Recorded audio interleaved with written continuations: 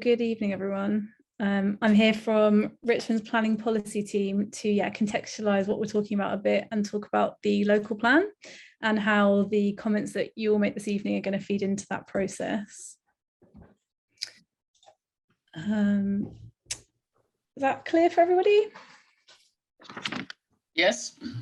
Great, thank you. So to give a bit of an overview of some of the areas of the council that influence the plan, I've kind of put this graphic together to show that it's not the planning policy team write the plan, and we also work with other council departments to help inform the decisions that we make and explore the impact of things like new developments.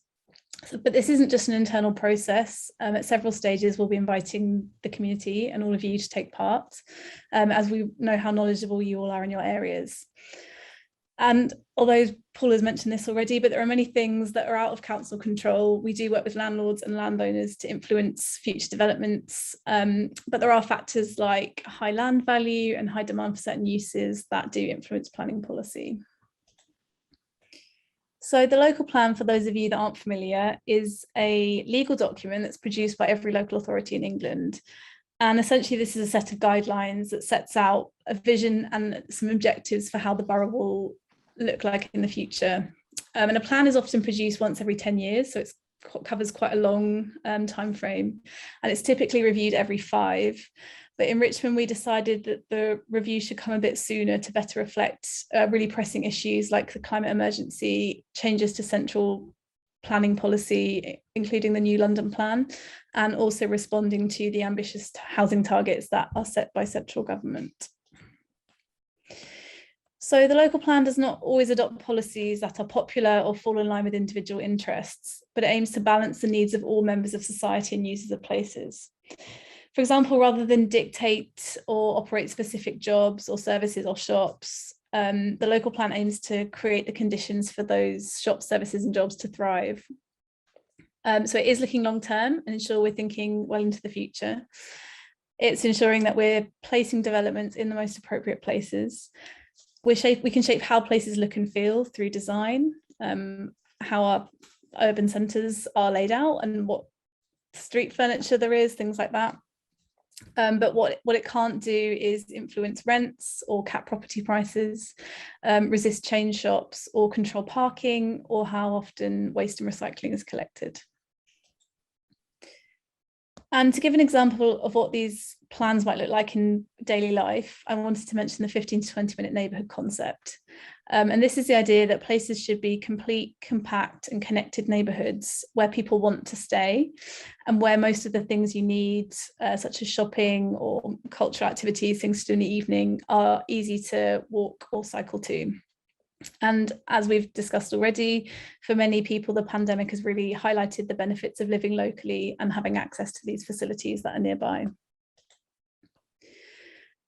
So as well as there's 5 larger centres in Richmond, there are also over 30 local and neighbourhood centres and smaller parades across the borough, which are really important for top-up shopping, especially for those who are less mobile, don't have access to a car.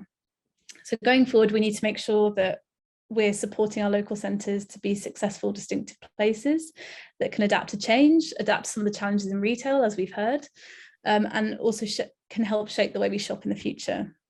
But we also know that every area is very different. It's got its own unique set of challenges and contexts, or they might be thriving places, as I've seen in the chat that Barnes is.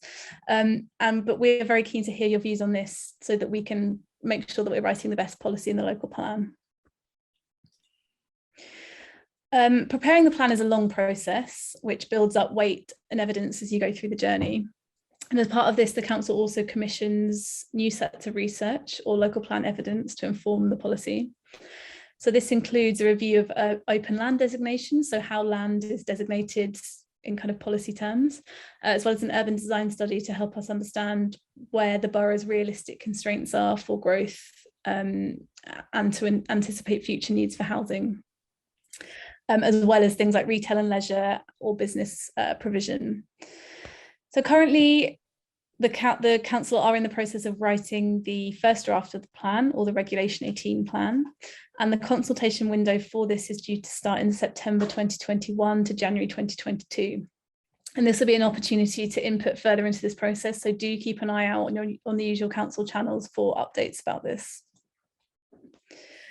And just finally, we are setting a long-term vision for Richmond over the next 15 years that reflects on some of the changes we've all experienced, but is looking really ambitiously into the future. We want to build on the borough's strengths as a place with strong arts, culture and leisure facilities that are enhanced by the unique presence of the Riverside. And we want to work with our communities and local partners to ensure this vision is developed with you all. And I will see some of you in the breakout room to discuss this in more detail shortly.